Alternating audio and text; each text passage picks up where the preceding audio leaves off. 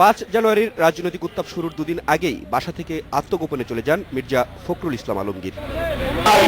সোমবার কিছুটা গোপনেই হাজির হন জাতীয় প্রেস ক্লাবে, যোগ দেন বিএনপি জামায়াত সমর্থিত পেশাজীবী পরিষদের একটি অনুষ্ঠানে।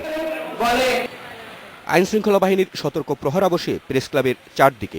গ্রেপ্তার এড়াতে দলীয় নেতাকর্মী ও বিএনপিপন্থী সাংবাদিক নেতাদের নিয়ে তিনি আশ্রয় নেন ক্লাবের দোতলায়। এ নিয়ে সাংবাদিকদের মধ্যেও শুরু হয় উত্তেজনা।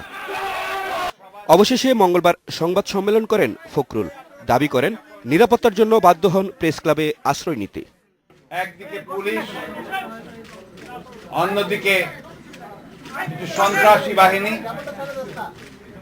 তারা এই পথগুলোকে বন্ধ করে রেখেছে, যে কারণে এবং একই সঙ্গে আমাদের সাংবাদিক বন্ধুদের সঙ্গে কথা বলার জন্য আমি প্রেস ক্লাবে এসেছিলাম এবং এরপরে সম্পূর্ণ নিরাপত্তাজনিত কারণে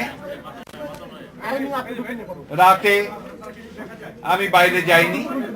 কয়েক মিনিট পর বিএনপি জামায়াতপন্থী সাংবাদিকদের নিয়ে ফখরুল নিজের গাড়িতে করে প্রেস ক্লাব থেকে বেরিয়ে যাওয়ার চেষ্টা করেন, কিন্তু ফটকে পুলিশ তার গাড়িটি আটকে দেয়। পরে তার গাড়িতেই উঠে পড়েন ডিবি সদস্যরা।